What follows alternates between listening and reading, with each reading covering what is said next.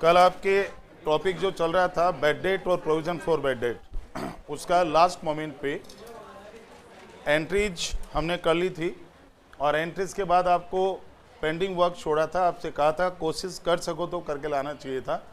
एक तो आप देखो लेजर अकाउंट बनाए क्या आपने, एक तो बेड डेट अकाउंट और दूसरा प्रोविजन फॉर बेड डेट। अब बेड डेट अकाउंट में अभी इस समय हमने पढ़ा, हम सीधा P&L में ट्रांसफर कर रहे हैं। कल आपको मैंने 2 एंट्री कराई थी, bad debt account debit to debtors, तो उसकी एंट्री चेक करो। बेड डेट में 2 डेटर्स ईमानदारी से किया है सबने, झूठी हाँ भरोगे तो दिक्कत आएगी। नहीं किया ना सर, एक बार आप करवा दो। सीधा सीधा बोल दो सर हमने किया नहीं या हमसे हुआ नहीं, भरोसे में मत रखो। मैं अननेसेसरी यहाँ पे फेथ कर रहा हूँ और आगे बढ़ रहा हूँ और पता लगा पीछे का किया ही नहीं किसी ने। चलो बनाओ जल्दी, जिन लोगों ने भी नहीं किया हो, जिन्होंने किया हो वो देखते रहो, चेक कर लो। सॉल्यूशन 2, कल आपको 3 सॉल्यूशन करने के लिए लिखा होगा। एक तो जनरल एंट्री करो, दूसरे लेजर अकाउंट बनाओ और तीसरा final account P&L balance sheet में डिस्क्लोजर। डिस्क्लोजर मींस डिस्क्लोजर, पूरा P&L बैलेंस शीट नहीं बनाना है। अब लिखो सॉल्यूशन 2 लेजर अकाउंट्स।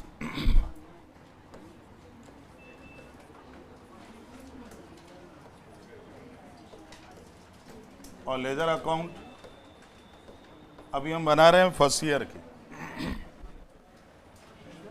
अब आप यूं मान लेना आपके फाइनल अकाउंट के चैप्टर का पार्ट शुरू हो चुका है।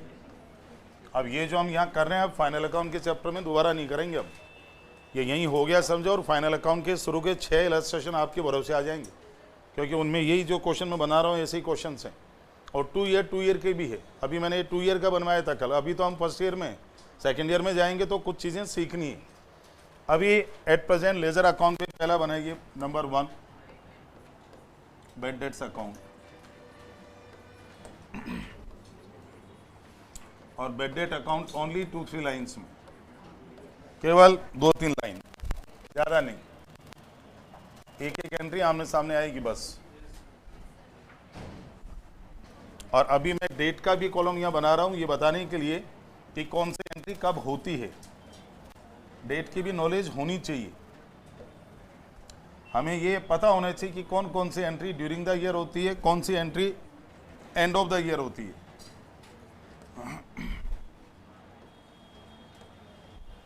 बस 2-3 लाइन केवल। अब आपकी जनरल एंट्री चेक करो, हमने एंट्री पास करी थी during the year 2021। During the year bad date कोई एक सिंगल डे नहीं होते हैं, it's not a single day event, it's during the year happenings. साल भर कहीं ना कहीं किसी न किसी डेटर का नेगेटिव रिप्लाई आता रहता है, साहब फलां पार्टी बैंकरप्ट हो गई, फलां पार्टी फेल हो गई, फलां जो फर्म है वो इंसॉल्वेंट हो गई। बेचारे बिजनेसमैन बेड डेट की एंट्रियाँ करते रहते हैं। Bed date during the year होता है, इट्स नॉट ओनली वंस। तो वो आपको जो अमाउंट मैंने लिखाया था बेड डेट का, वो साल भर का टोटल लिखवाया था। और इसलिए कल जनरल एंट्री करी थी तो डेट में कॉलम में मैंने 20-21 लिखवाया था, ड्यूरिंग 2021। तो अभी आप एंट्री करोगे bad debt account debit to debtors, तो डेबिट साइड में लिखना है ड्यूरिंग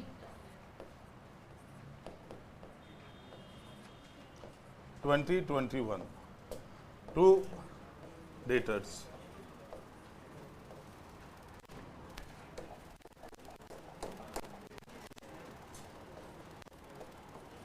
टू डेटर्स कितना था? ये during the year bad debt हो चुके थे। और बाय द वे इस बात से सीखो जरा, एंड ऑफ द ईयर मैंने क्लोजिंग डेटर्स लिखवाए थे आपको। 31 मार्च 2021 के डेटर्स कितने हैं? 5 लाख। वो जो 5 लाख है ना, वो इस एंट्री को पास करने के बाद है, क्योंकि ये तो ड्यूरिंग द ईयर हो चुकी थी। समझने वाली बात, यदि ड्यूरिंग द ईयर आप बेड डेट टू डेटर की एंट्री कर चुके तो एंड में जो डेटर का क्लोजिंग बैलेंस है वो इस एंट्री को कंसिडर करने के बाद है। इसका मतलब उसमें 48 ऑलरेडी माइनस किया हुआ है। वो 5 लाख रुपए इसके अलावा है, डेटर्स से 5 लाख रुपए आने बाकी। अब इसको तो हमने P&L में ट्रांसफर कर देना है। तो 31 मार्च 21 बाई P&L अकाउंट। और अभी तक हमने यही पढ़ा है कि बेड डेट को सीधा P&L में ट्रांसफर करना है। और आज हम सेकंड मेथड भी लेंगे, यदि बेड डेट को P&L में ट्रांसफर नहीं करना हो तो उसका सेकंड ऑप्शन क्या है। बस अभी तो बंद कर दें। और अभी जब हम P&L बनाएंगे फर्स्ट ईयर का, तो उसमें ये बेड डेट P&L के डेबिट में आ जाएंगे, और ये entry end of the year होती है। This is and of the year. एक अकाउंट तो आपको ये बना के लाना था, जिन जिन लोगों ने बनाया होगा चेक करो, ये सही है, बनाया है, चलो अच्छी बात है। जो लोग आगे बढ़ेंगे वो आगे ही रहेंगे। Now account number second, provision for, मैं उधर से कॉपी कर लेता हूँ।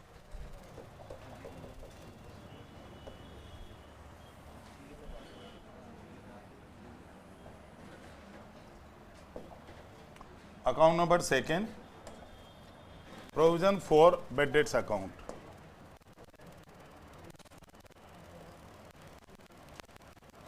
और ये भी 2-3 लाइन में, ज्यादा बड़ा नहीं बनाना है। It's again 2-3 lines. Provision for bed debts account, दूसरा अकाउंट, या provision for doubtful debts account.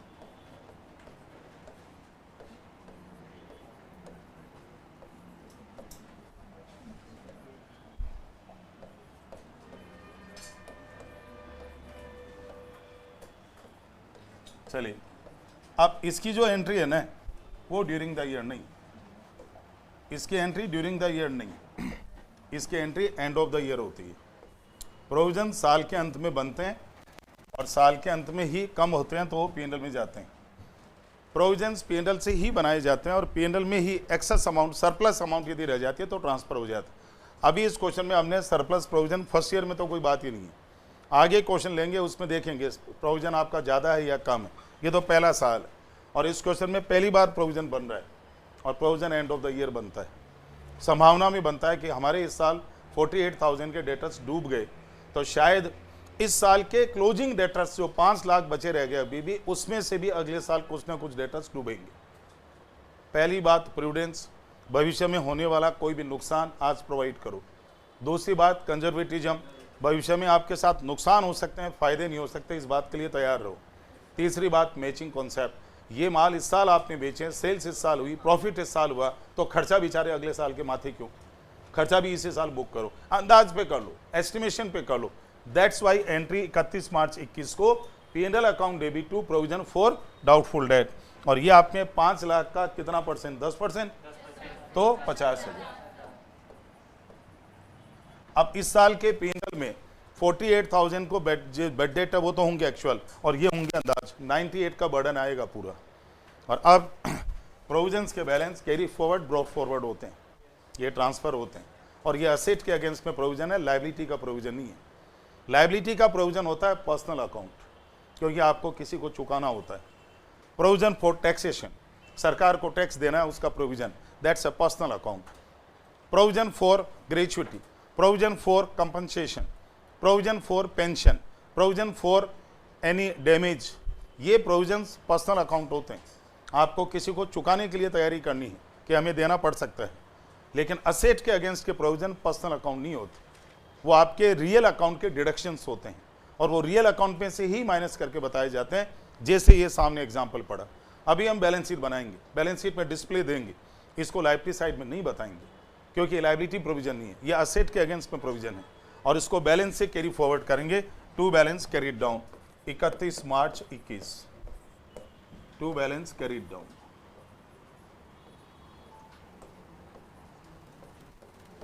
Closing balance हमेशा हम कैरीड डाउन लिखते हैं, ओपनिंग बैलेंस को ब्रॉट डाउन लिखते हैं, और ये ₹50,000 और ये टोटल 50,000। आपको इतनी सी तकलीफ करनी थी, ये 2 अकाउंट बना के लाने को बोला था कि आप ये बेड डेट का अकाउंट और प्रोविजन का अकाउंट बना के ला सकते हो। अब जिन्होंने बनाया बहुत अच्छी बात है, वो चेक कर लें क्या उनका अकाउंट ये 1 और 2 दोनों परफेक्ट है। अब आपके सॉल्यूशन थर्ड पे आ रहे हैं। आपको P&L बैलेंस शीट में डिस्प्ले देना है, पूरा P&L पूरी बैलेंस शीट नहीं बनानी, रिलेटेड आइटम को शो करना है केवल, and that is solution number third.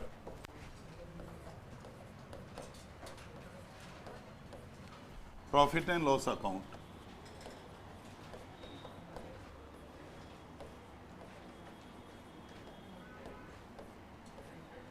आप लोगों को एडवाइस किया जाता है कोई भी लेजर अकाउंट, कोई भी फाइनल अकाउंट का हेडिंग डालते समय लापरवाही ना करें। कई बच्चे लिखते हैं P&L अकाउंट, P&L और अकाउंट में भी A/C। ऐसा नहीं करें। एंट्री करते समय लेजर पोस्टिंग, जैसे अभी मैंने लेजर पोस्टिंग करी, मैंने बाई P&L लिख दिया, चल जाता है। लेजर पोस्टिंग में चल जाता है, नरेशन में चल जाता है, लेकिन कम से कम किसी अकाउंट का हेडिंग पूरा लगाना चाहिए। आज हम कहीं भी फॉर्म भरते हैं और अपना नाम हम शॉर्ट में लिख दें AK शर्मा, और वो फॉर्म रिजेक्ट हो जाएगा आपका, जैसे आप फुल नेम का है। क्योंकि हम लोग किसी अकाउंट को इंडिकेट कर रहे हैं तो उसका कम से कम जो टाइटल है वो पूरा लिखना चाहिए। ये लापरवाही मानी जाती है। नहीं तो एग्जामिनेशन में एग्जामिनर्स को कॉपी चेक करने में फुल अथॉरिटी है कि आपको जो बंदा लापरवाह नजर आता है ना, आप उसको रोक लो, मत जाने दो आगे, वो प्रोफेशनल कहलाने के लायक नहीं है। ये इसलिए बोल रहा हूँ, कॉपी चेकिंग के डायरेक्शंस आते हैं हमारे पास में, इंस्ट्रक्शंस आते हैं, उसमें गाइडलाइंस आती है पूरी, उनमें नेग्लिजेंस सबसे बड़ा फैक्टर होता है। तो ये एक एडवाइस है आप लोगों को, बाकी आप माने नहीं माने आपकी मर्जी। अभी आपको P&L में डिस्प्ले करना है खाली रिलेटेड आइटम। हाँ, लिख दें फॉर द ईयर एंडेड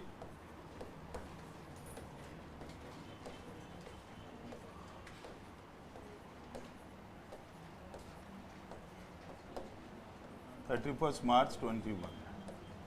और अब इसमें केवल 2 आइटम आपको दिखाने हैं। अभी अभी आपने बेड डेट की एंट्री करी बाई P&L, और उसके बाद में फिर एक एंट्री करी थी प्रोविजन। और अब शायद इतना नॉलेज तो सबको होगा कि अभी अभी मैंने पीछे 2 अकाउंट बनाए थे, एक तो ये वाला और एक इससे पहले।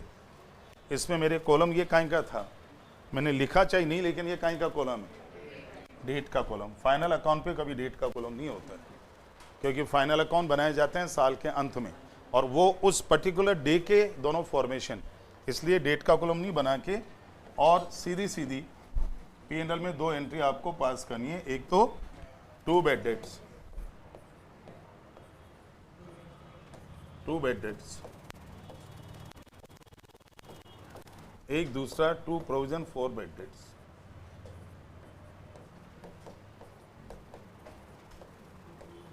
या प्रोविजन 4 डाउटफुल डेट्स।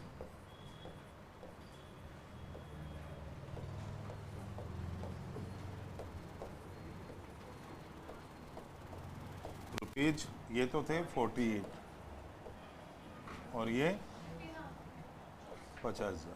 बस अब ऐसे P&L को हमें टोटल भी नहीं करना, आप खाली उसको P&L को बस यूं लाइन क्लोज कर दें।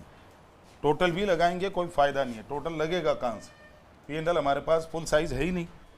इसको डिस्क्लोजर कहते हैं, it's only disclosure, nothing else. बस खाली 2 आइटम शो कर दी। अभी हम आज सेकंड मेथड पे आएंगे तो इसका थोड़ा सा स्ट्रक्चर बदल जाएगा। P&L पे बर्डन 98 का ही आएगा, लेकिन दूसरे तरीके से आएगा। अब एक सॉल्यूशन आपका, इसके बाद और क्या करना है अभी, तो इसी में कंटिन्यू बना लो। सॉल्यूशन 3 में बैलेंस शीट,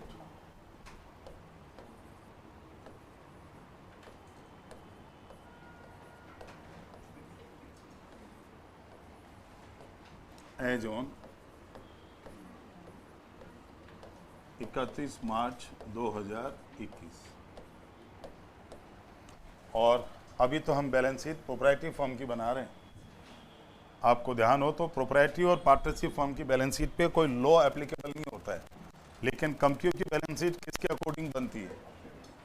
कंपनीज की बैलेंस शीट की बात करूं, कंपनीज एक्ट 2013, और उसमें भी सेक्शन नंबर 129, सेक्शन 129, और उसमें भी शेड्यूल नंबर 3। बड़ा सुना कभी? कंपनी अकाउंट चालू हो गए क्या आपके? हैं? ओके। जब आप कंपनी अकाउंट्स पढ़ोगे ना, तो कंपनीज की फाइनल अकाउंट्स के सारे कायदे कानून एक्ट के अकॉर्डिंग चलेंगे। कंपनीज एक्ट में section 129 schedule number 3, companies act में शेड्यूल्स बनी हुई है, अनुसूचियाँ। शेड्यूल नंबर 3, उसमें पार्ट 1 है बैलेंस शीट, पार्ट 2 है P&L as per the new companies act. Old companies act का मामला अलग था जब हम लोग पढ़े थे। आजकल न्यू कंपनीज एक्ट में हर चीज़ परफेक्ट आई है, क्योंकि पुराने एक्ट में बहुत सारी कमियां थी जो दूर हो गई। वो आप कंपनीज पढ़ोगे, उस समय बैलेंस शीट P&L के फॉर्मेट आपकी और हमारी मर्जी पे नहीं होंगे। उस केस में फॉर्मेट फिट एंड फाइनल होंगे, थोड़ा बहुत भी वेरिएशन करना, चेंज करना अलाउ नहीं है। आज कंपनियों की जितनी बैलेंस शीट P&L बाजार में आ रहे हैं, एनुअल रिपोर्ट में अवेलेबल है, वेबसाइट्स पे अवेलेबल है, बाई पोस्ट शेयर होल्डर के यहाँ पे भी आते हैं तो उनका सिस्टम ये है।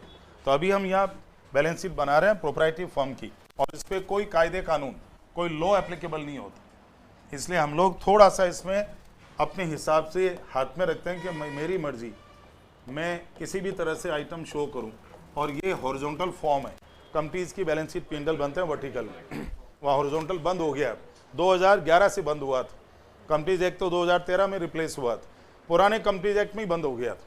ओल्ड कंपनीज एक्ट में 2011 में भयंकर अमेंडमेंट आए थे, फाइनल अकाउंट का ड्रास्टिक चेंज आए थे, और वो 2013 एक्ट ने ऑप्ट कर लिए, यूं के यूं अपना ली। अभी लायबिलिटीज अमाउंट, असेट्स अमाउंट, और अभी हाल फिलहाल आपने बैलेंस शीट के ब्रैकेट में क्या लिखा है, ऊपर हेडिंग में एज ऑन। अभी कुछ दिन पहले मैंने बताया था बीच बीच में अकाउंटिंग की ये जीके वाली बातें ध्यान रखो। फाइनेंशियल स्टेटमेंट्स दो प्रकार के होते हैं, अभी हमने लिखा है इस पे फॉर द ईयर एंडेड। जो financial statement, trading account, P&L account, receipt payment, income expenditure, cash flow statement, fund flow statement, ये जिनमें हम फॉर द ईयर एंडेड लिखते हैं, ये कहलाते हैं पीरियोडिक फाइनेंशियल स्टेटमेंट्स। पीरियोडिक, समय के लिए, एक निश्चित समय के लिए बनते हैं ये। There is a duration of 1 year, April से मार्च, जनवरी से दिसंबर, इनको पीरियोडिक फाइनेंशियल स्टेटमेंट। ये आपके MCQ के क्वेश्चन तैयार हो रहे हैं धीरे धीरे, आप जब MCQs करोगे तो ये बातें काम आएगी, सारी फालतू नहीं कर रहे हैं हम। और जिन फाइनेंशियल स्टेटमेंट्स पे हम एज ऑन लिखते हैं,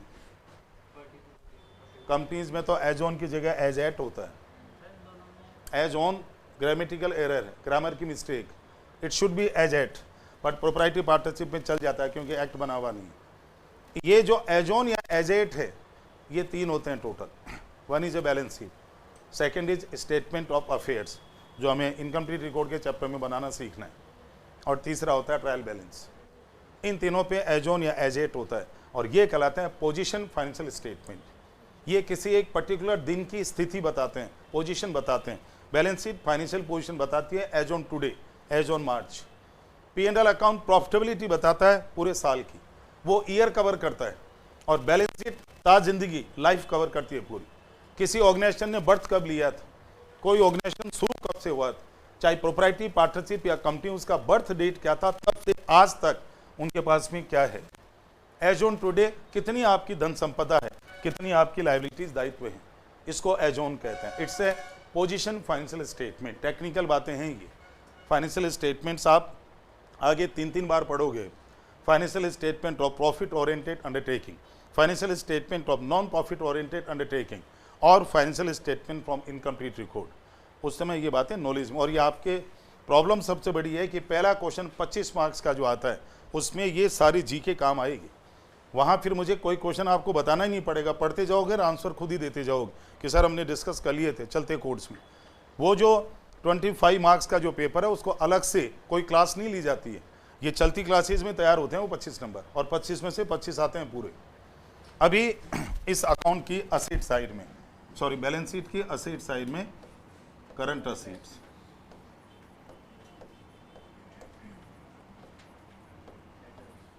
और करंट असेट्स में अंडरलाइन करके डेटर्स, डेटर्स भी लिख सकते हो, सन्डी डेटर्स भी लिख सकते हो। अब and of the year debtors कितने रुपए के थे, लेकिन इसमें से less provision 4,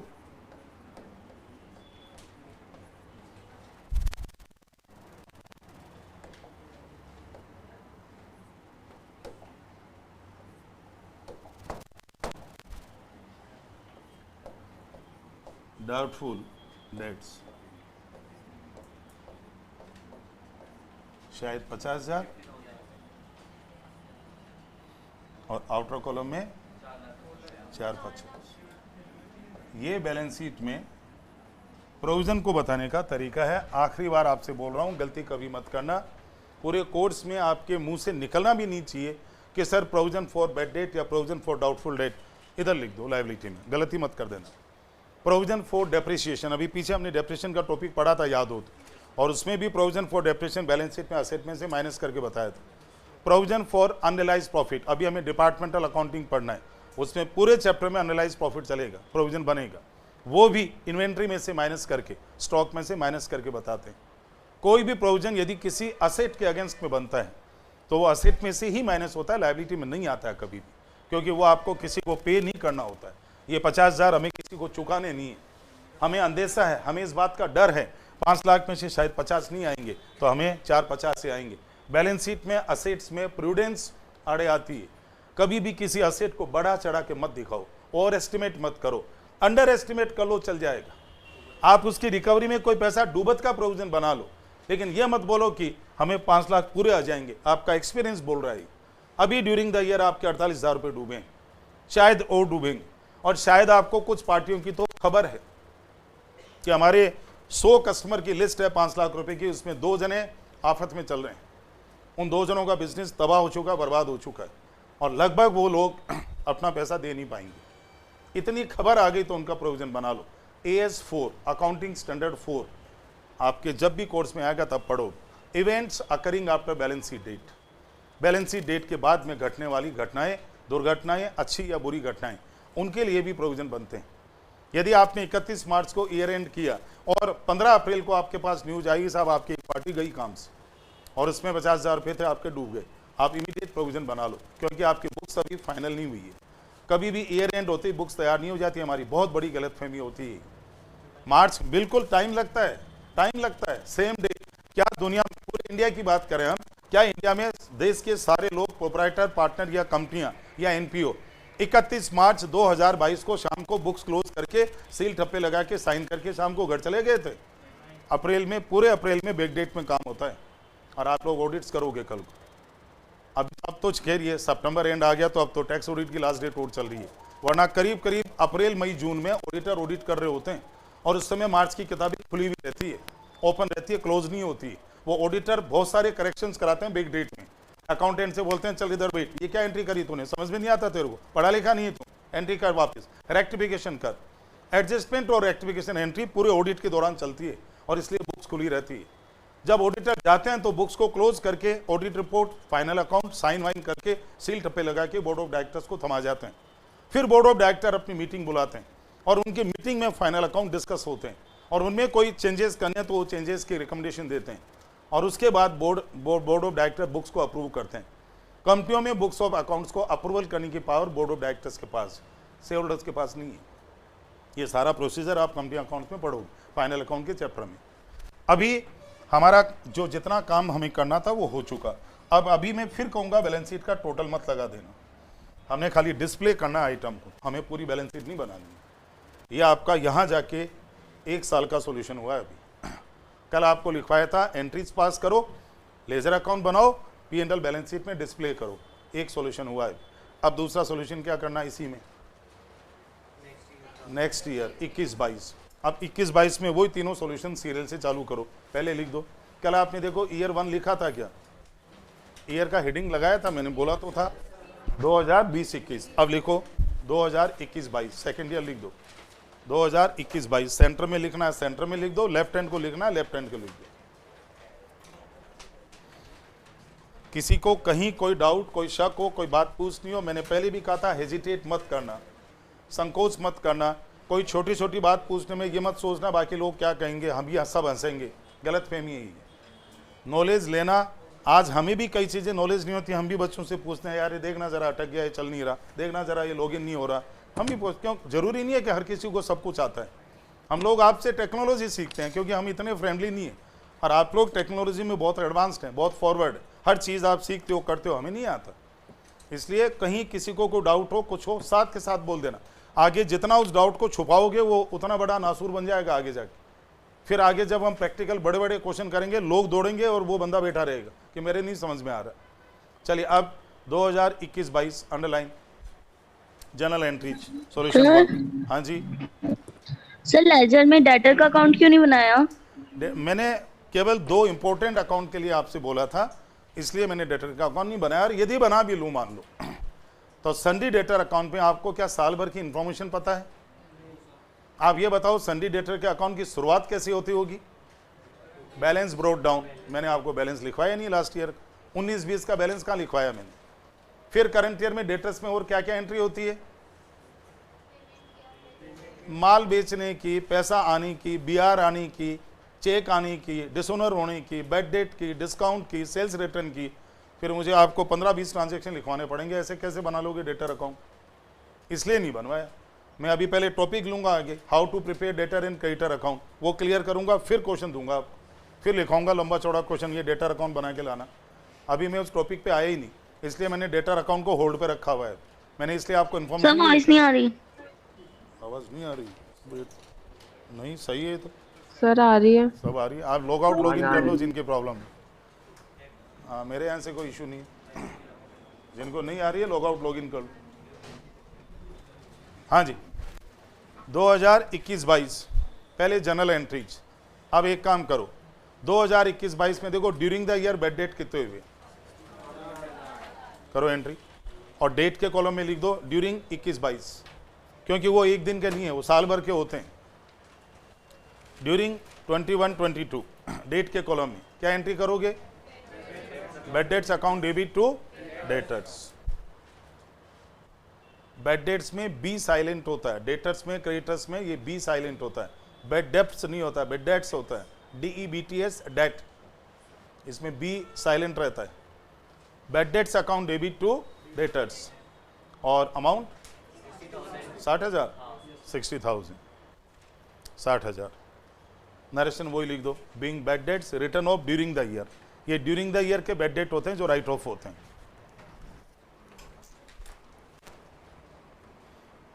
being bad debts written off during the year.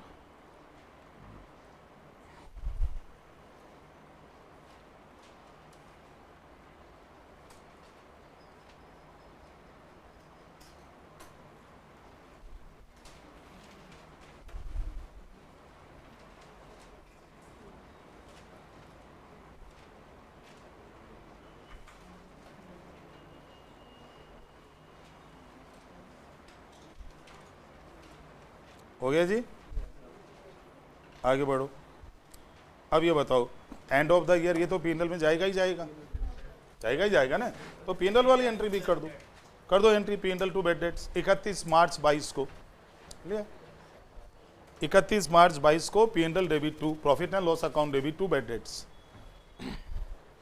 पूरे 60,000। अभी हमने बेड डेट को सीधा पीएनएल से लिंक कर रखा है। अभी अगली मेथड में हम बेड डेट को सीधा पीएनएल में नहीं भेजेंगे, उसको घुमा फिरा के ले जाएंगे, वो सेकंड टेक्निक। और दोनों मेथड इक्वली करेक्ट है, जो आपको अच्छी लगे यूज करो, लेकिन क्वेश्चन दोनों मांग लेगा तो आपको नॉलेज होनी चाहिए। कल को bed date provision for bad date का अलग से क्वेश्चन आ जाए 8 मार्क्स का, कि आप दोनों मेथड से अकाउंटिंग करके दिखाओ। आज अभी हमारी पहली अकाउंटिंग चल रही है, फर्स्ट मेथड, और ईयर हमने 2 लिए। सेकेंड मेथड में इसी क्वेश्चन को हम रिपीट कर देंगे कि इसको सेकेंड मेथड से करो। तो अभी आपकी एंट्री हो गई, PNL account debit to bad debt 60,000, narration लिख दो, being bad debt charge to PNL, being bad debt charge to PNL, done. अब जरा प्रोविजन के बारे में सोचो। आपका पुराना प्रोविजन लास्ट ईयर का बनाया हुआ तो ऑलरेडी हमने बनाया था, ये 50,000 था। इस बार हमने इस प्रोविजन को यूज नहीं लिया, अभी तक बिल्कुल नहीं लिया। ये पीएनएल हमारा एज इट इज सेफ पड़ा है, 50 का 50 अनटच पड़ा है। 2 ऑप्शन है हमारे पास, हम चाहें तो इस 50,000 के पीएनएल जो प्रोविजन बना है उसको पीएनएल में ट्रांसफर कर दें, और उसका असर पाओगे अभी आपके, उसका इंपैक्ट क्या आएगा, और फिर इस साल का नया प्रोविजन वापस बनाएं, पुराने प्रोविजन को फिनिश करके उसको टोटली यूटिलाइज करके, ये बात इग्नोर करते हुए कि हमारे एक्चुअल बेड डेट कितने हुए थे। हमने प्रोविजन बना के लाए थे पीछे से 50, चाहे बेड डेट हुए इस साल 40, चाहे हुए 60 और चाहे हुए 50, 50 से कम 50 से ज़्यादा, ये पूरे बेड डेट कितने भी हुए उसको इग्नोर करते हुए हम पूरा प्रोविजन पीएनएल में क्रेडिट में भेज सकते हैं, ये हमारी चॉइस है। तो अभी हम थर्ड एंट्री 31 मार्च को करो, 31 मार्च 22 को provision for doubtful debt account debit to profit and loss account, provision for doubtful debts account debit to profit and loss account, provision for doubtful debts account debit to profit and loss account कितना है? 50,000, 50,000 हो गया। अभी हम ledger account में बताएंगे आपको इसका इंपैक्ट क्या होता है। नरेशन लिख दो, being old provision, being old provision, being old provision credited to PNL account. ऐसा नहीं होता है, सुनो, नेक्स्ट ईयर के स्टार्टिंग में एंट्रियां होती है केवल एडजस्टमेंट एंट्री, लेकिन यदि आप इस एंट्री को नेक्स्ट ईयर के स्टार्टिंग में करोगे तो एंट्री क्या बनी अभी ये, provision to P and L बनेगा कहाँ 1 तारीख को, फाइनल अकाउंट है, इसलिए इसकी अगले साल रिवर्स नहीं होती है, एंड ऑफ द ईयर जाता है वापस। रिवर्स करी नहीं ना हमने, करें कैसे, पी एंड एल कहाँ से ले आएंगे साल के शुरू में, पी एंड एल तो एंड ऑफ द ईयर बनेगा, कैसे कर सकते हो पी एंड एल, कोई भी बिजनेस में पहले ही दिन पी एंड एल कहाँ से आ गया, पी एंड एल तो आएगा एंड ऑफ द ईयर, इसलिए इसकी रिवर्स एंट्री नहीं होती, होती है तो एंड ऑफ द ईयर होती है, बिगिनिंग ऑफ द ईयर नहीं होती। वो जो एडजस्टमेंट एंट्री 4 पड़ी थी उसमें पी एंड एल नहीं था, outstanding, accrued, unearned, prepaid, salary, rent, वो सारे नॉमिनल पर्सनल अकाउंट थे, इसलिए रिवर्स एंट्री मत कर देना कभी, ये होगी एंड ऑफ द ईयर ही, मार्च 22 को। Provision for doubtful debt to P and L 50,000, old provision credited to P and L. अब आपको नया प्रोविजन बनाना है इस साल। अब देखो इस साल के क्लोजिंग डेटर कितने हैं, मार्च 22 के डेटर्स लिखवाए थे मैंने 8 लाख ने, उन पे प्रोविजन 12% बनाना है। तो एंट्री प्रोविजन बनाने की क्या होती है,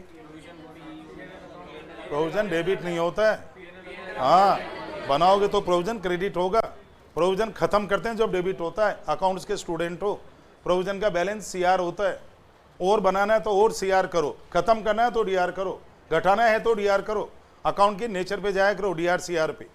तो हमें प्रोविजन और बनाना है, खत्म नहीं करना, वो खत्म तो हो गया पुराना, तो नया बनाना है। Profit and loss account debit उसी दिन 31 मार्च को, same day, profit and loss account debit to provision for doubtful debts 96,000।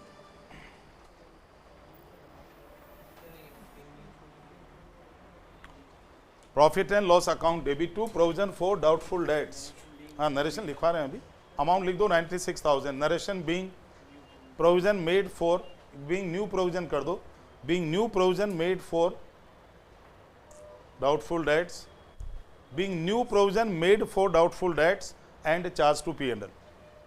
नया प्रोविजन जब भी बनता है पी एंड एल में चार्ज होता है, डेबिट होता है। पुराना प्रोविजन यदि आप खत्म करते हो, उसको जीरो करते हो, राइट ऑफ करते हो, तो पी एंड एल में क्रेडिट में जाता है। प्रोविजंस बनते हैं डेबिट में है पी एंड एल में, खत्म होते हैं क्रेडिट में। Being new provision made for doubtful debts and charge to P and L, amount 96,000 हो गई, ठीक है। अभी हमने 2 एंट्री करी है, हम चाहते हैं तो इन दोनों की 1 एंट्री भी हो जाती। जरा सोचो, ये जो एंट्री तीसरी और चौथी जो करी है, इनका नेट इफेक्ट लें तो कैंसिल होकर नेट एंट्री क्या बनती, 2 एंट्री सामने पड़ी है आपकी, तीसरी चौथी, उसको नेट करो ना, प्रोविजन क्रेडिट होगा, डेबिट क्यों, आपने पुराना प्रोविजन कितना उड़ाया 50 का, नया कितना बनाया, तो पुराने प्रोविजन को हटाने की कहाँ जरूरत है, रख लेते उसको 46 का और बना लेते, क्या एंट्री बनती, P and L to provision. तो दोनों एंट्री की जगह एक ही होती। फिर अभी उस सिस्टम पे भी आऊँगा मैं बाद में, कि हम यदि नेट एंट्री पास किए होते तो क्या होते। तो अभी इसमें नीचे लिख दें नोट, नोट लिखें ऑल्टरनेटिवली, ऑल्टरनेटिवली, ऑल्टरनेटिवली मतलब विकल्प के तौर पे,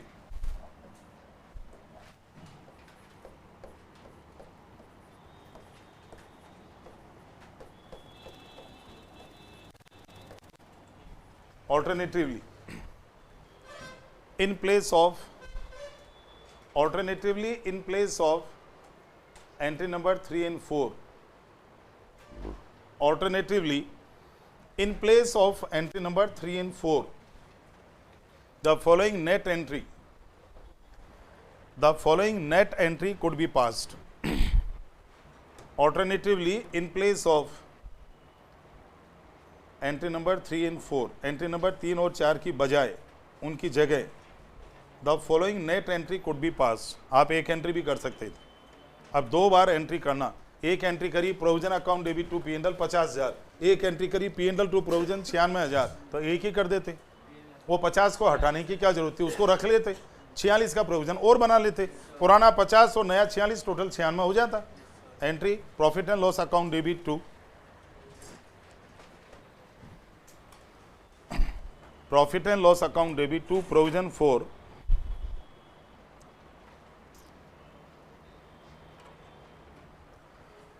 profit and loss account debit to provision for doubtful debts 46,000, 46,000 है ना। अब इसका नरेशन के बारे में सोचो, नरेशन क्या दें। पुराना प्रोविजन कितना था, अब नया कितना था 96, तो ये 46 इंक्रीज है या डिक्रीज है? इसको इंक्रीज इन प्रोविजन कहते हैं, और उल्टा होता तो डिक्रीज होता तो एंट्री उल्टी होती है। Narration being increase in provision, being increase in provision for doubtful debts, being increase in provision for doubtful debts charge to P&L account.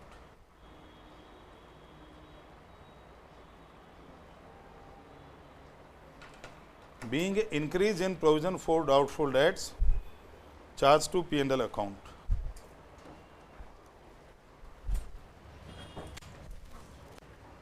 ठीक है, ये ऑल्टरनेट। सर? हाँ जी, सर अभी तो यहाँ पे अपने पास 2 इयर्स थे, अगर यहाँ पे 3 और 4 इयर्स होते तो हर साल यही होना है। अब चाहे तो 2 फिर से ऐसे फिर सर ओल्ड बहुत सारा लेते जाएंगे होने अपन दो तो लोग क्या को। हो गया। अब अगले साल बैलेंस कितना जाएगा प्रोविजन का 96, अगले साल आपको चाहिए 1,20,000, 24 का और बना लो। अगले साल बैलेंस चाहिए 80,000, 16,000 उड़ा दो। ये तो अपडेट करते चलो हर साल। अब चाहे वो 50 साल पुराना है तो हमें क्या फर्क पड़ता है इससे। ये तो year by year roll over होता रहेगा, राउंड होता रहेगा बस। हम कोई भी अगले साल भी तीसरे साल में जाएंगे तो हमें 2 साल से क्या मतलब है। हमें तो सेकेंड ईयर का मालूम है कि 96 था, अब 96 से बढ़ाना या घटाना ये थर्ड ईयर बताएगा। इसलिए इससे कोई फर्क नहीं पड़ता कि आप कितना पुराना है और इसमें कितने साल के हैं। अभी आप सोचोगे सर इसमें 50 और 46 96 हो गए, मैं थर्ड ईयर में कह दूं प्रोविजन की 60,000 की जरूरत है, तो 96 में 60 रख लो, 36 उड़ा दो। अब वो कौन सा उड़ा उससे क्या फर्क पड़ता है।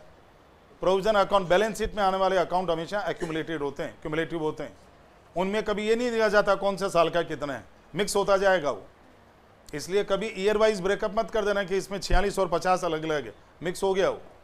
और यदि ये नहीं समझ में आता तो आप पहले वाली टेक्निक पे ही रहो फिर कि 50 तो पूरा उड़ा दिया, नया बनाया 96, यदि ये सिस्टम में कंफ्यूजन हो रहा हो तो। हाँ जी,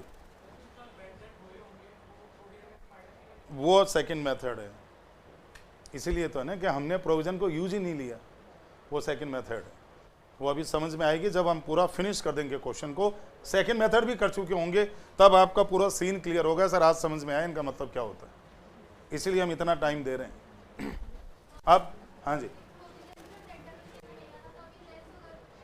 क्यों ऐसे कैसे होगा जैसे अभी हुआ थोड़ी देर पहले, ये बैलेंस शीट बनाई थी ना हमने थोड़ी देर पहले अभी, इसके बाद ये पड़ी। यहाँ 8 लाख में से 96 घटेंगे, 8 में से 96 कम होंगे, और वो 96 नए वाले डेटर्स में 8 लाख, पुराने तो आगे होंगे, पैसे कलेक्ट हो गए होंगे, नया प्रोविजन नए डेटर। और डेटर अकाउंट कोई जिंदगी भर एक जैसा ही थोड़ी चलता है, वो तो कम ज़्यादा होते रहते हैं, पुराने आते रहते हैं, नए जनरेट होते रहते हैं। इसलिए न्यू डेटर 8 लाख के हैं तो न्यू प्रोविजन भी 96। अब वो 96 का रिलेशन 8 लाख से है, 5 लाख से नहीं है, इसका मतलब ये है। चलो अब आपके आगे का सोल्यूशन क्या करना मालूम, अगला सोल्यूशन क्या करना है अभी। एंड बनाओ लेजर, ये लो, मुझे तो यहाँ फिगर और डेट बदलनी है, आप लोग करो।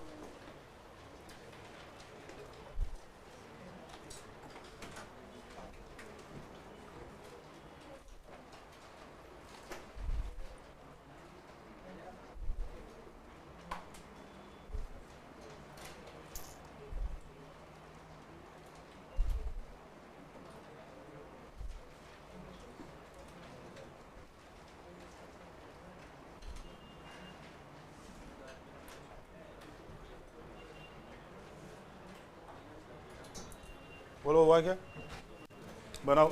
ये पड़ा बेड डेट अकाउंट, कुछ नहीं होना इसमें, खाली यहाँ जो एक्चुअल बेड डेट है वो आ जाएंगे, कितने हुए हैं 60,000, बस ये लो।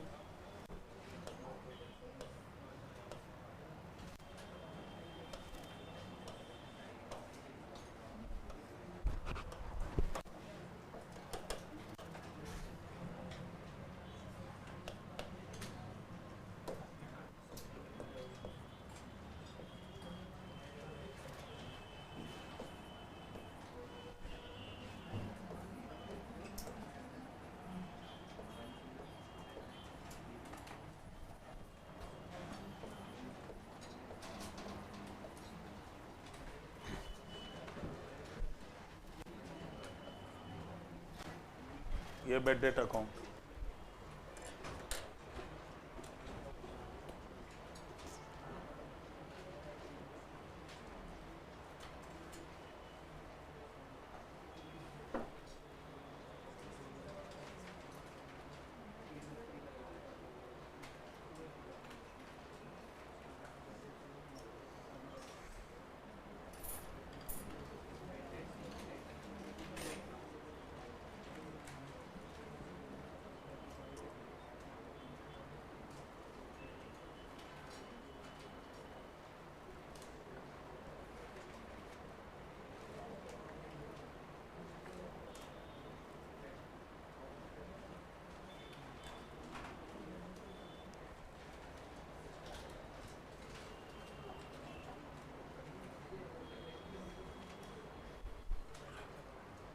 बेड डेट अकाउंट हो गया, बन गया होगा ये तो। अब प्रोविजन फॉर बेड डेट्स, उसमें भी जो चेंजेस होने, पहले बात तो उसका बैलेंस कैरी फॉरवर्ड होगा।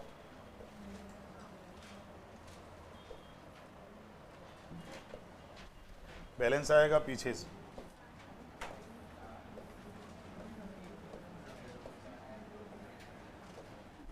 अब वो दोनों टेक्निक से समझ लेना। बनाओ provision for bad debt account.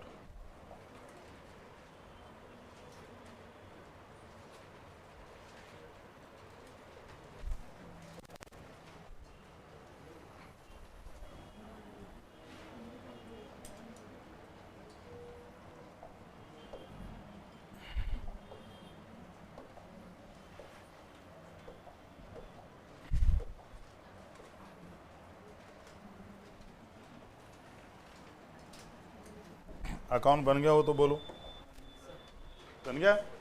सुनो, अब आपने पिछले साल प्रोविजन का अकाउंट बनाया था तो यहाँ लिखा था to balance carried down, balance को आगे ले जाया गया, तो यहाँ बैलेंस पीछे से आगे लाया गया।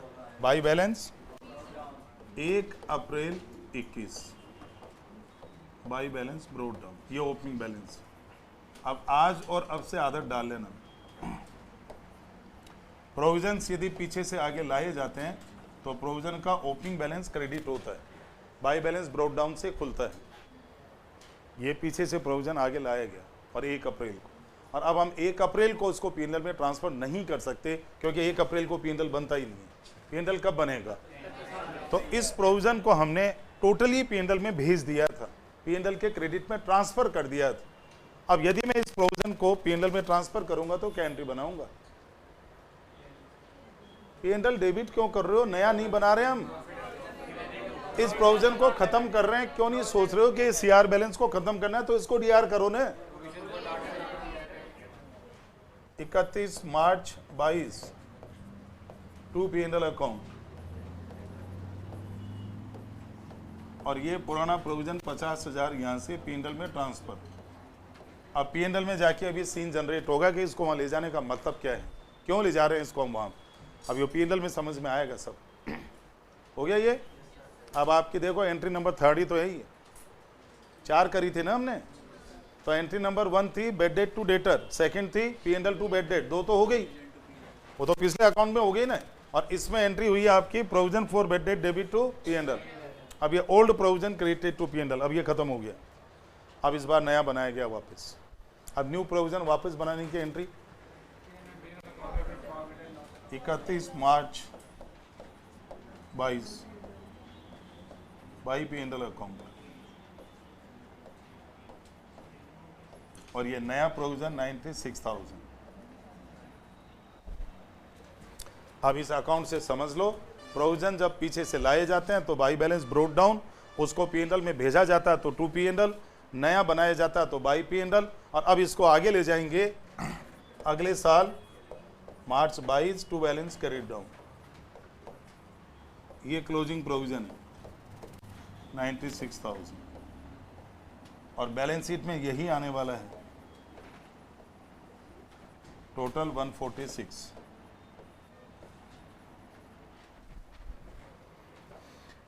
ये आपका प्रोविजन का अकाउंट देख लो।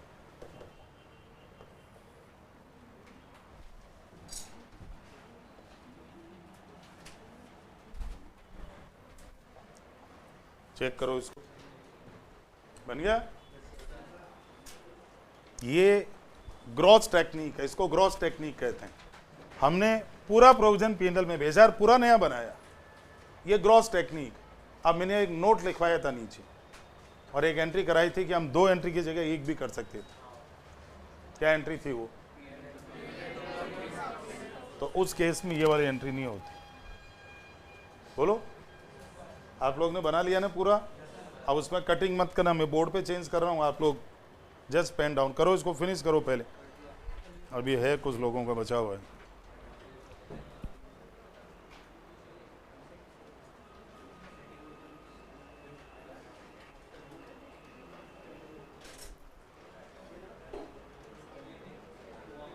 हो गया? सुनो, अब कोई बंदा ये कहता सर ये क्या बात हुई, 50,000 का प्रोविजन आपने खत्म ही क्यों किया जब 96 का नया बनाना था? उसको रख लेते, नया और बना लेते जो इंक्रीज हो रहा उतना सा। तो उस केस में फिर क्या होता मालूम? ये एंट्री खत्म नहीं करनी है, दिस इज आउट। और उस केस में आपके यहाँ पे नया प्रोविजन 96 की जगह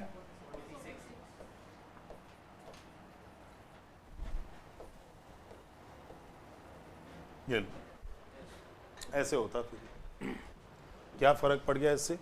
अभी मैं पीएनएल में भी आपको शो कर दूंगा कि सर बात तो एक ही आ रही है। कारण अब पीएनएल में कितने गए प्रोविजन के? डेबिट होंगे ना जाके। और अभी आपने जो किया उसमें 2 एंट्री नहीं आएगी पीएनएल में आमने सामने। अभी आपकी कॉपी में देखो 2 पीएनएल कितना है? 50। तो पीएनएल में क्या एंट्री जाएगी? है बाई प्रोविजन कितना? 50। और डेबिट में 2 प्रोविजन कितना? 9। तो नेट इफेक्ट क्या रहा? तो एक ही बात है, 46 से लिख दो ना, ऑप्शन है। रियल लाइफ में लोग, असली जिंदगी में लोग प्रोविजन को ये नेट टेक्निक कहलाती है। वो ग्रॉस थी आप जो कर रहे हो, ये नेट अप्रोच है। उसमें हमने पहले पुराना प्रोविजन पूरा उड़ाया, नया दोबारा बनाया। लोग कहते हैं काहे को पुराना हटाते हो नया बनाते हो, यार डिफरेंस का ही बना लो। अरे तो भाई देवे अभी 50 से 96 हो गया, वो ओल्ड है ये न्यू है ना। यदि आपको लगता है कि साहब ये 46,000 की एंट्री तो इधर आ गई, कल को यदि पुराना 50 तो नया 30 का ही होता तो 20,000 का प्रोविजन सरप्लस रह गया, ज्यादा रह गया, उसको खत्म करना है, क्या एंट्री करते? अरे हद हो गई। मैं कह रहा हूं नया प्रोविजन अभी 30 का ही चाहिए होता तो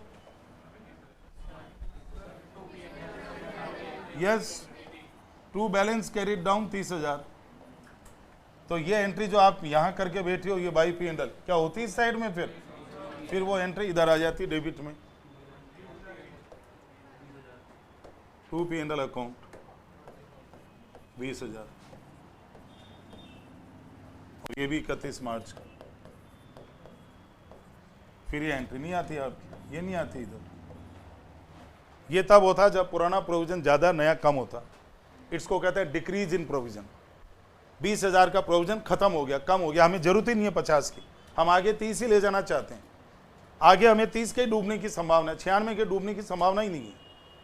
हमने टाइट कर दिया डेटर्स को, सब लोग से मीटिंग कर लिया, अब कोई पैसा नहीं देगा, जिंदगी में माल ही नहीं बेचेंगे, सामने वाले देंगे कहाँ जाएंगे, कोई बैंकरप्ट हो गया बात अलग है।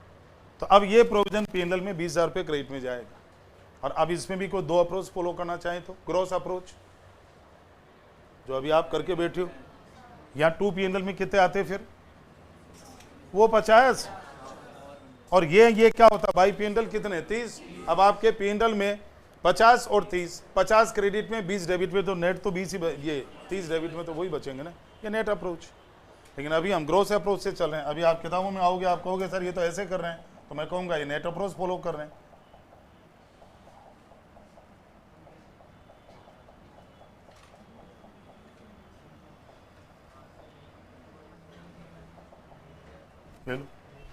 ये नेट है और आपने ये नहीं अप्रोच करके आपने दूसरी फॉलो करी है। अब आप लोगों का सॉल्यूशन ग्रॉस अप्रोच से है, ग्रॉस से है ना वो। ये अभी आपकी कॉपी में ये बना हुआ है, चाहते हो अब आगे अपनी अपनी मर्जी चलेगी, जिसको जो अच्छा लगे वो करना, कोई रोकने वाला नहीं है। अब अगला सॉल्यूशन क्या करना है? अभी पीएनएल बनाओ, ये पड़ा पीएनएल, अब मुझे तो इसमें फिगर बदलने हैं, आप देख लो।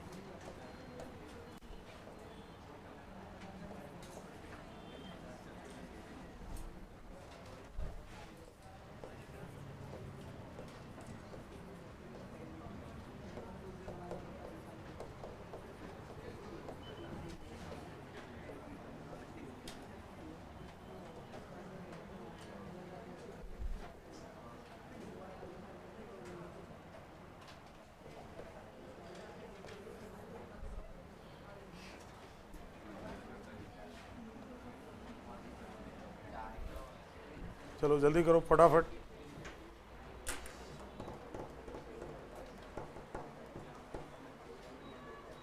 अभी आप लोग ग्रॉस अप्रोच से चलो, तो ग्रॉस अप्रोच से पी&एल पे ये 3 एंट्री आएगी। और आप चाहो तो आप बेड डेट अकाउंट में जाके देख सकते हो बेड डेट में पी&एल की एंट्री कितनी की करी थी। प्रोविजन में जाके देख सकते हो प्रोविजन की एंट्री कितनी की करी थी। या अपनी जनरल एंट्रियाँ चेक कर सकते हो आप, जो जनरल एंट्रीज आप लोग ने करी थी।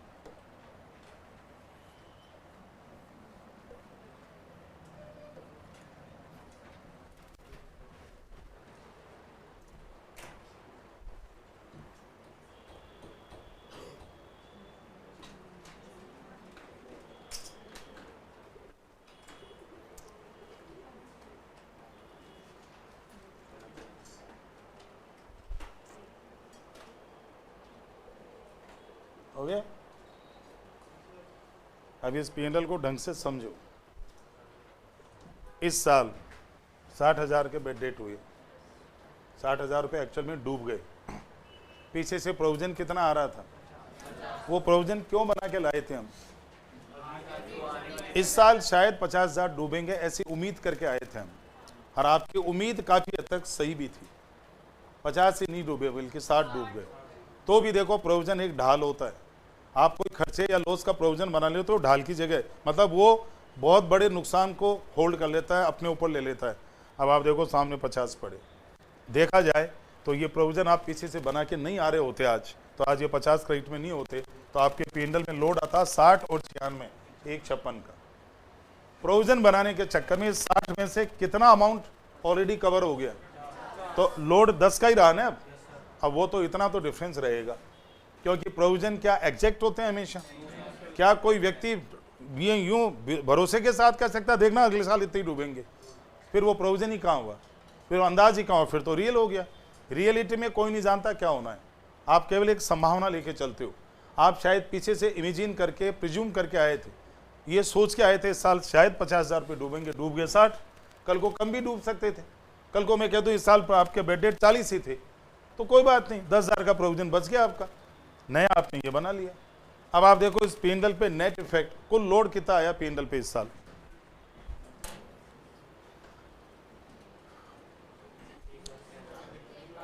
एक लाख, आपके पी&एल पे 1,06,000 का लोड आया।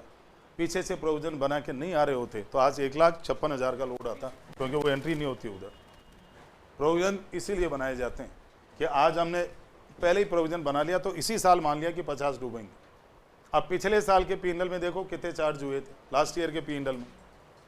डेबिट में एक तो 48 और एक 50, 98,000 यही थे। और इस साल आपका नेट अमाउंट आपने बताया 1,06,000।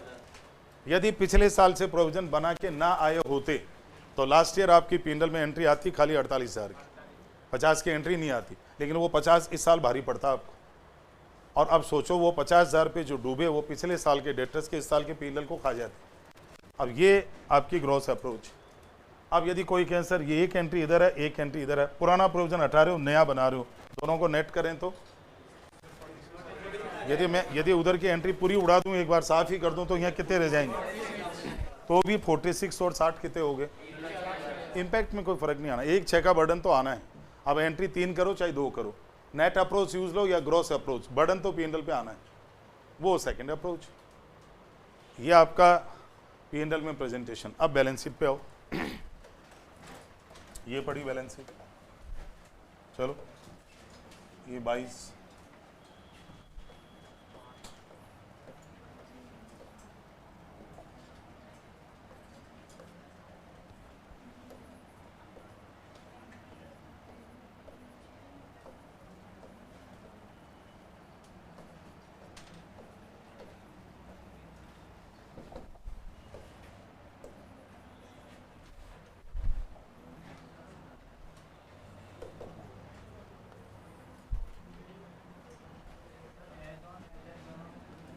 प्रोपराइटरी में तो सब चलेगा, पार्टनरशिप में चलेगा, कंपनी में नहीं चलेगा। कंपनी में मर्जी नहीं चलती, वहाँ तो एज एट है तो एज एट ही लिखना पड़ेगा। यहाँ सब चलेगा क्योंकि यहाँ कोई एक्ट लागू नहीं होता। प्रोपराइटरी फर्म, पार्टनरशिप फर्म, इनके कोई बैलेंस शीट P&L के फॉर्मेट नहीं होते, लीगल फॉर्मेट नहीं है। कंपनीज एक्ट में लीगल फॉर्मेट, इसलिए आप वहाँ मनमर्जी नहीं कर सकते। बैंकिंग कंपनीज एक्ट में legal format, insurance companies act में फॉर्मेट, इलेक्ट्रिसिटी एक्ट में फॉर्मेट, वहाँ आपकी हमारी मर्जी नहीं चलती, वहाँ जो लॉ ने बता दिया वही फॉर्मेट यूज होता है। ये बैलेंस शीट में डिस्प्ले है। अब यदि देखो तो मार्च 22 को डेटर्स का बैलेंस है 8 लाख और उसमें से डूबने की संभावना 96,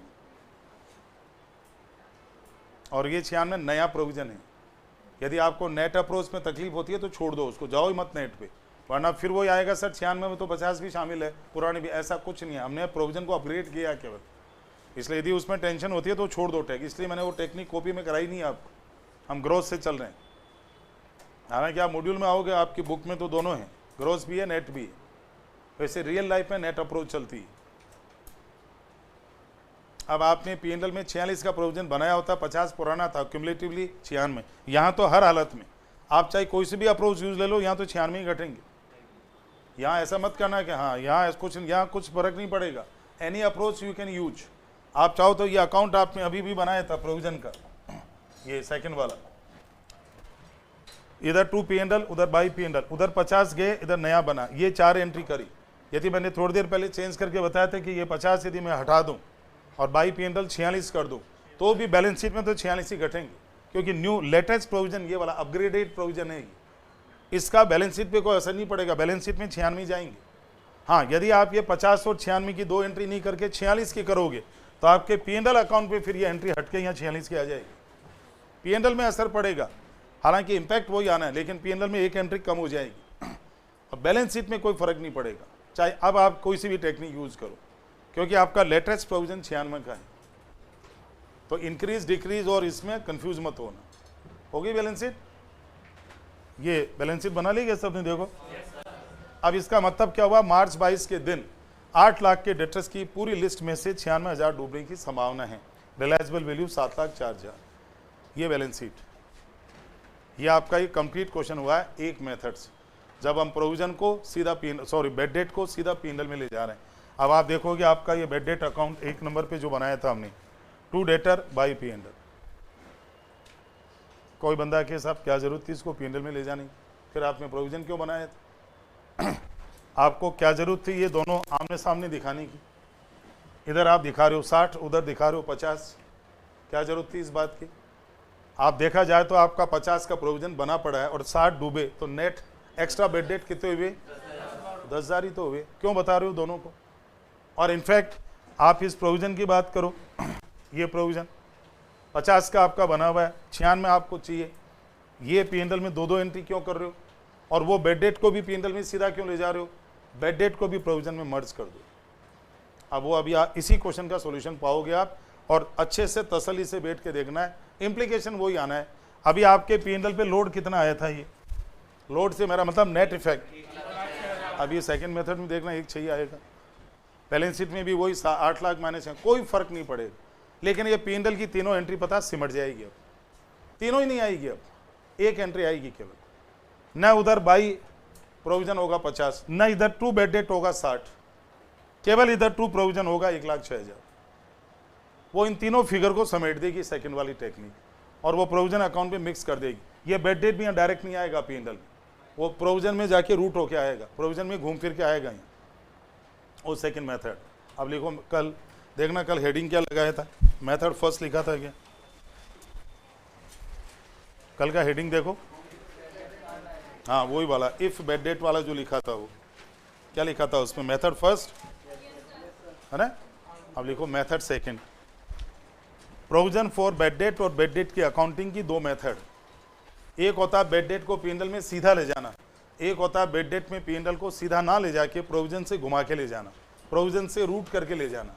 तो लिखो method second, if bad debts are not directly charged to P&L account, if bad debts are not directly charged to P&L account, बस ये second method. If bad debts are not directly charge to P&L account, bad debt को directly P&L में charge नहीं करना है, उसको घुमा फिरा के लाना है। और इसी क्वेश्चन को हम दोबारा करेंगे, ठीक है। अब इस केस में लिखो journal entries underline, journal entries underline.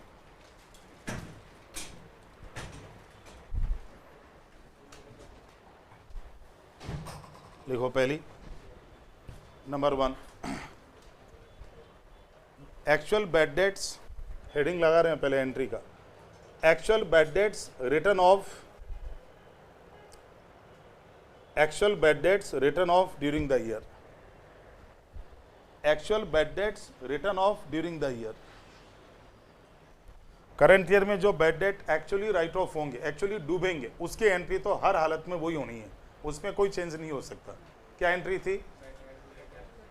अरे बोलो भाई, बोलो नहीं, चुप क्यों बैठते हो? Bad debt account debit to debtors,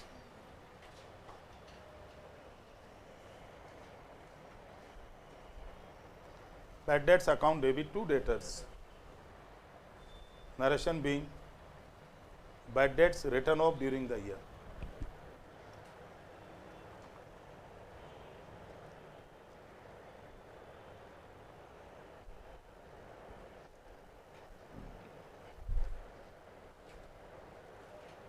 हो गया? बीइंग बैड, हाँ अब सुनो, अब यदि पीछे से प्रोविजन आ रहा है, पिछले साल से प्रोविजन ब्रॉट फॉरवर्ड करते आ रहा है, अब हमने जो क्वेश्चन बनाया था 2 साल का, क्या पहले साल में कोई प्रोविजन आ रहा था पीछे से? तो उसमें तो बैड डेट P&L में जाएंगे सीधे, लेकिन सेकेंड ईयर में आपका ऑप्शन आ जाएगा कि P&L में क्यों जाए, हम प्रोविजन बना रखा है ना। तो अब मैं कंडीशनली एंट्री लिखा रहा हूँ कि यदि पीछे से प्रोविजन पुराना ब्रॉट फॉरवर्ड है तो फिर बैड डेट को आप P&L की बजाय प्रोविजन में डाल दो, प्रोविजन से चार्ज कर लो। तो number two, if old balance of provision, old balance, पुराना balance, if old balance of provision for bad debt, if old balance of provision for bad debts, if old balance of provision for bad debts is available, यदि bad debt का पुराना balance available है आपके पास, उपलब्ध है, तो फिर bad debt को P&L में मत भेजो। तो आज हम जब क्वेश्चन दोबारा सोल्व करेंगे ना कल वाला, तो फर्स्ट ईयर की अकाउंटिंग में तो कोई चेंज ही नहीं होगा, क्योंकि उसमें तो पीछे से प्रोविजन ही नहीं आ रहा। सेकेंड ईयर में चेंज आएंगे, जैसे अब ये बोर्ड पे पढ़ा है सेकेंड ईयर है, फर्स्ट ईयर की एंट्रियां तो वही, और लेजर और P&L सब कॉपी करना है अभी आप। सेकेंड ईयर में चेंज आएगा क्योंकि पुराना बैलेंस अवेलेबल होगा। अब एंट्री उस केस में बैड डेट को P&L में नहीं भेजना है, बल्कि बैड डेट को प्रोविजन से चार्ज करना है। अब सोचना स्टार्ट कर दो, बैड डेट के खर्चे को प्रोविजन में चार्ज करना है। यस, प्रोविजन यूज होगा, और प्रोविजन यूज होता है तो डेबिट होता है, और बैड डेट का खर्चा उसमें डेबिट में आ जाएगा। Entry provision for doubtful debts account debit, provision for doubtful debts account debit to bad debts account, to bad debts account, provision for doubtful debts account debit to bad debts, narration being bad debts charged to, हाँ बिल्कुल charge लिखो, being bad debts charged to provision for doubtful dates,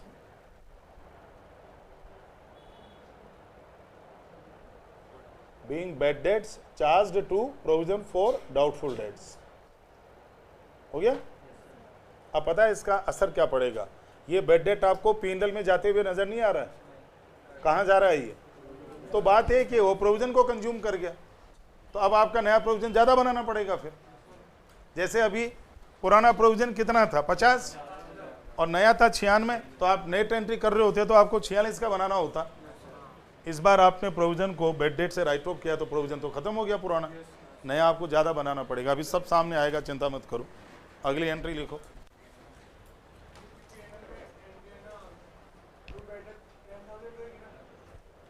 अब ऐसा है, सुनो, पुराना provision कितना था 50, अब आपका प्रोविजन नेगेटिव हो गया, प्रोविजन में 10,000 शॉर्टेज हो गई, 96 नया बनाना है, 1,06,000 का बनेगा। नया प्रोविजन 1,06,000 का बनेगा। P&L पे 1,06,000 ही आएगा, चिंता मत करो। लेकिन उस 1,06,000 में 10,000 का नेगेटिव भी शामिल होगा, वो जो पिछले साल का शॉर्ट पड़ गया, बिल्कुल सेकेंड ईयर में, फर्स्ट ईयर में नहीं, सेकेंड ईयर में। चलो आगे बढ़ो, लिखो अब eight the end of year, third entry, eight the end of year. अब इसमें आपके ग्रॉस अप्रोच काम नहीं आएगी। वो देखो, ये ग्रॉस अप्रोच सामने पड़ी, 50 का प्रोविजन पुराना P&L में ला रहे हो, नया 96 में डेबिट कर रहे हो, बेड डेट डेबिट कर रहे हो, 3-3 एंट्री हो रही है ना। इस अप्रोच में 3-3 एंट्री नहीं होगी आपका। हाँ बिल्कुल, ये प्रोविजन अकाउंट आपके सामने बना पड़ा, ये 50 का प्रोविजन था, तो यहाँ 2 P&L नहीं आएगा, 2 बेड डेट आएगा। कितना? 60,000। तो 50 का प्रोविजन 60 का बेड डेट हो गया, तो इस साइड में 10,000 एक्स्ट्रा नहीं हो गए। और यहाँ 2 प्रोविजन नया कितना चाहिए? 96। ये 10 ये कितने आएंगे यहाँ? 1,06,000 आपके नेट एंट्री। अब इसमें नेट ही अप्रोच है, ग्रॉस नहीं चलेगी इसमें। उसमें दोनों अप्रोच पॉसिबल थी, इसमें नेट ही चलेगी अब। तो number 3, at the end of year, at the end of year profit and loss account debit, profit and loss account debit to provision for bad dates.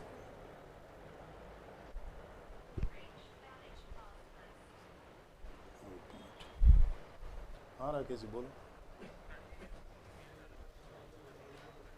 1 minute रुको, होल्ड करना। जी, email किया है क्या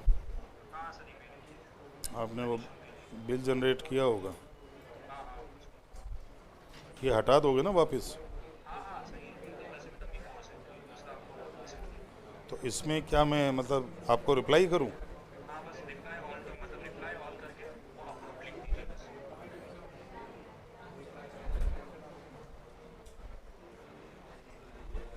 बस अप्रूव लिख दूं केवल? ये तो बहुत जनों को जा रहा है, जावेद को भी जा रहा है, मानविक। चलो ठीक, अप्रूव करके ओके कर रहा हूँ मैं ना। देखो आ गया होगा।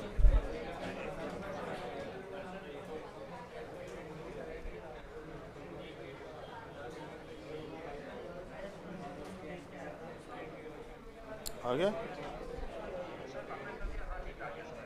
ठीक है, ओके। हाँ जी, एंट्री क्या लिखी? Profit and loss account debit to provision for doubtful debt. Narration लिखो, बीइंग, लिखो नरेशन बीइंग नेट इंक्रीज, ये इंक्रीज अप्रोच है, इंक्रीज डिक्रीज, ये नेट अप्रोच है। इसमें नेट अप्रोच ही ऑप्शन है आपके पास, ये ग्रॉस अप्रोच वाला ऑप्शन नहीं होगा इस method. Being net increase in provision charge to P&L, provision की नेट इंक्रीज को P&L में चार्ज किया गया। Being net increase in provision charged to P&L, जब हम P&L को डेबिट करते हैं तो उसमें कुछ चार्ज ही हो रहा होगा ना। अब और करके रिवर्स एंट्री करो। आप बोलो सर ये रिवर्स क्यों हो सकती है? कारण सोचो, पुराना प्रोविजन आपका इतना ज़्यादा था कि उसमें से आपने बेड डेट भी निकाल लिए, नया प्रोविजन भी निकाल लिया, तो भी ज़्यादा बचा हुआ है। अभी मैं यहाँ 1.5 लाख कर दूँ तो पीछे से मान लो 1.5 लाख का प्रोविजन आ रहा था, है ना, और इस साल में कह दूं उसमें से 1.5 लाख में से 40,000 रुपये डूब गए, 1-10 बचे, 96 में नया रख दिया तो भी 14,000 बचा हुआ है। इसका मतलब कभी कभी ऐसी सिचुएशन भी आएगी कि पुराना प्रोविजन इतना ज्यादा था कि बेड डेट भी राइट ऑफ हो गया, नया प्रोविजन भी उसमें से कवर हो गया, तो भी बचा हुआ है, तो इसकी रिवर्स एंट्री क्या बनेगी? देखो ऐसा कभी कभार होगा, आपके मॉड्यूल में एक इलस्ट्रेशन में है ऐसा। लिखो provision for doubtful debt account debit to, और करके कर देना, सेंटर में और लिख देना, provision for doubtful debts account debit to profit and loss account, provision for doubtful debts account debit to profit and loss account. अब अभी नरेशन क्या लिखा था ऊपर, अब ये नेट इंक्रीज की जगह क्या है, नेट डिक्रीज है। यहाँ प्रोविजन उल्टा आपको कम करना है, ज़्यादा बना हुआ है। कोई भी प्रोविजन जब और बनाते हैं तो पीएनएल में डेबिट होता है, और कोई भी प्रोविजन यदि ज़्यादा बचा हुआ और उसको ख़त्म करते हैं तो पीएनएल में क्रेडिट जाता है। Being net decrease in provision credited to PNL, credited to PNL. हो गया? बस अब कल इसी क्वेश्चन को एक काम एक करना है, लिखो एग्जाम्पल नंबर कौन सा था ये, फर्स्ट, कल फर्स्ट था ना, example 2, from the details of example 1, example 2 लिखो, from the details of example 1, pass entries, comma, prepare ledger accounts, pass entries, comma, prepare ledger accounts and disclose the related items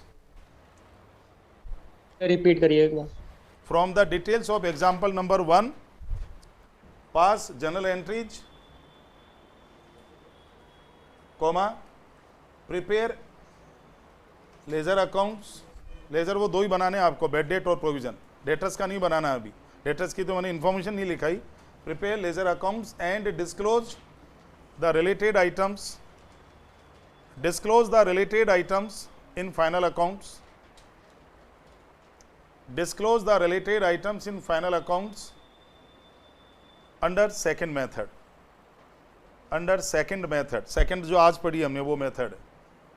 अब second method का heading क्या था हमारा? If bad debt charged to यदि हम bed date को directly PNL में लाना नहीं चाहते तो आपका जो ये बेड डेट का अकाउंट बनेगा ना, ये वाला टू डेट, ये एंट्री तो होगी, इधर बाई पीएनएल नहीं होगा, क्या होगा, बाई प्रोविजन। और ये जो प्रोविजन अकाउंट बनेगा यहाँ टू पीएनएल की जगह टू बेड डेट्स, और ये बैलेंस, और बचा कुचा बाई पीएनएल, ये अप्रोच। लेकिन सुन लो, आप केवल फर्स्ट ईयर का सॉल्यूशन करके लाओगे, एज इट इज कॉपी करके लाना है। फर्स्ट ईयर में कोई चेंज नहीं होगा, जो होगा सेकंड ईयर में होगा। फर्स्ट ईयर की 3 एंट्री कल हम क्लास में करके गए थे, देखो तीनों एंट्री क्या थी कल फर्स्ट ईयर की 3 एंट्री, एक बेड डेट की, एक पीएनएल की और एक प्रोविजन की, तीनों एंट्री कॉपी मारनी है। और आज हमने 2 लेजर अकाउंट बनाए थे, कल वाली बात कर रहा हूँ, वो के वो कॉपी करने, और पीएनएल में वो का वो प्रेजेंट। आपको खाली 20-21 की अकाउंटिंग करके लानी है, 21-22 की मैं यहाँ कराऊंगा, और 20-21 के सॉल्यूशन एंट्री तीनों same, ledger account, bad debt और provision same, P N L same, balance sheet same, उनको खाली कॉपी करके ले आना ताकि यहाँ टाइम बचेगा। मैं यहाँ सेकेंड ईयर लूंगा डायरेक्ट, ठीक है, और फिर कर लेंगे डिस्काउंट और प्रोविजन फॉर डिस्काउंट की अकाउंटिंग।